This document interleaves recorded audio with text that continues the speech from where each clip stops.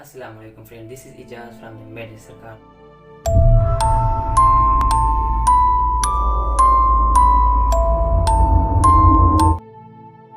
दोस्तों आज बात करेंगे सेफोटोक्सिम प्रोक्सिडिल के बारे में। ये क्या चीज़ है और इसकी इस्तेमालात क्या है, डोज भी बताऊंगा इंशाल्लाह। असल में जो सेफोटोक्सिम है ये एक एंटीबायोटिक है और सिफालोस्पोरिन ग्रुप से है। इसको बच्चों में इस्तेमाल किया जाता है, बच्चों के लिए एडवाइस किया जाता है। ये एक सस्पेंशन है, सनोफी कंपनी बनाती है और ये कंपनी किसी तारुफ की मोहताज नहीं है, एक अच्छी मेडिसिन बनाती है, हर तरह की दवाइयाँ बनाती है। तो आज हम इसके बारे में बात करेंगे कि इसकी इस्तेमालात क्या हैं और ये नुकसानात भी बताऊंगा इंशाल्लाह इसके कि ये कौन कौन से कंडीशन में इस्तेमाल नहीं किया जाता। तो सबसे पहले बात करते हैं इसके इस्तेमाल के बारे में। मैं बता चुका हूँ कि ये एक एंटीबायोटिक सिफालोस्पोरिन ग्रुप से हैं और इसको बैक्टीरिया के ख़िलाफ़ इस्तेमाल किया जाता है, बैक्टीरियल इन्फेक्शन के ख़िलाफ़ इस्तेमाल किया जाता है। जो सबसे पहला इन्फेक्शन है वो है ब्रोंकाइटिस। ब्रोंकाइटिस सीने का इन्फेक्शन होता है और इसमें तमाम जो जितना भी एयरवे है, हल्क से लेकर हमारे फेफड़ों तक जितने भी ये एयरवे है, इसमें जो इन्फेक्शन है ये सारे जितने भी इन्फेक्शन इसमें इस्तेमाल होता है। ब्रोंकाइटिस भी वो इन्फेक्शन है। इसके अलावा गले का भी इन्फेक्शन हो जाता है, गले के जितने भी मसले होते हैं, टॉन्सिलाइटिस हो गया और इसके अलावा गले का दर्द हो जाता है, तो इन इन्फेक्शन में इस्तेमाल किया जाता है। लंग्स का और भी इन्फेक्शन होता है जैसे कि नमूनिया हो गया। ये नमूनिया में इसका बहुत बड़ा रोल है, इस नमूनिया को ठीक करने में इस सेफोटोक्सिम का या रिलॉक्स का। इसके अलावा गोनोरिया में इस्तेमाल किया जाता है। गोनोरिया वो बीमारी है जो सेक्सुअली ट्रांसमिटेड डिजीज़ है, यानी अगर कोई जिनसी फेल किया जाए यानी तो उसमें ये इस्तेमाल की जाती है। और सेक्सुअल इंटरकोर्स के दौरान जो इन्फेक्शन एक पर्सन से दूसरे पर्सन को ट्रांसमिट हो जाता है उसको सेक्सुअली ट्रांसमिटेड डिजीज़ कहते हैं और उसमें गोनोरिया भी है, तो उसमें इस्तेमाल होता है।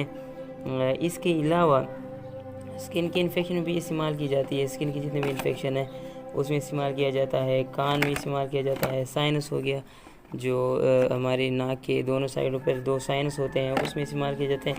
अक्सर उसमें इन्फेक्शन हो जाता है तो उसकी वजह से फिर हमें सर दर्द फील होता है, गर्दन में दर्द होता है और भी कुछ अलामात होती है साइनसाइटिस का, तो उसमें इस्तेमाल करते हैं। और यूरिनरी ट्रैक इन्फेक्शन यानी कि जो हमारे छोटे पेशाब का जो सिस्टम है उसमें इस्तेमाल किया जाता है, तो ये इन तमाम मसाइल में इस्तेमाल होता है और जो बैक्टीरियल इन्फेक्शन होता है उसको ख़त्म कर देता है, उस इन्फेक्शन को कंट्रोल कर लेता है। अब बात करते हैं इसके डोज की कि कितनी मकदार में इसको इस्तेमाल करना चाहिए। तो इसका जो डोज़ है वैसे तो 12 घंटे के बाद इस्तेमाल करना चाहिए, यानी 12 घंटे के बाद इसका दवाई लेनी चाहिए। और जो डोज़ है पर केजी के हिसाब से वो है तकरीबन 5 मिलीग्राम पर केजी के हिसाब से देना चाहिए हर 12 घंटे के बाद।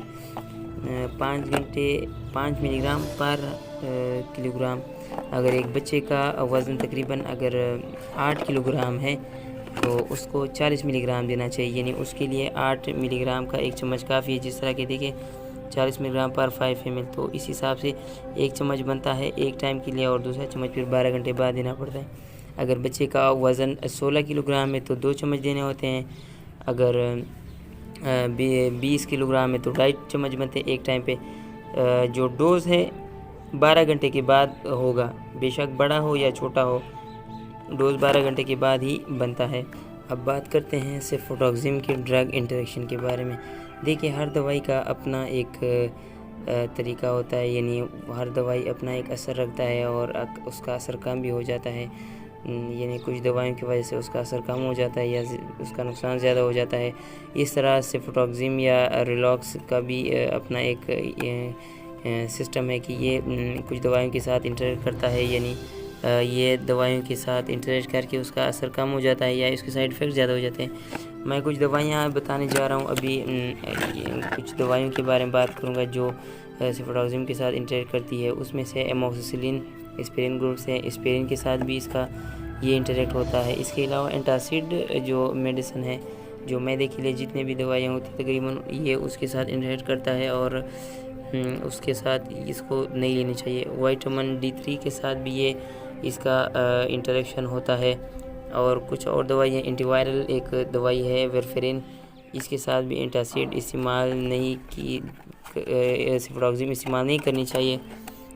तो ये कुछ दवाइयाँ हैं जो इंटरेक्ट करती है, इसके साथ नहीं देनी चाहिए। सिफ्रोक्सिम को एहतियात करना चाहिए। मैं डोज बता चुका हूँ, इंटरेक्शन के बारे में बता चुका हूँ और इसके अलावा डिस इंडिकेशन के बारे में बता चुका हूँ। तो उम्मीद है आपको ये दवाई के बारे में कुछ मालूमात हासिल होगा। आज के लिए बस नहीं, दिस इज साइनिंग ऑफ। अल्लाह हाफिज़।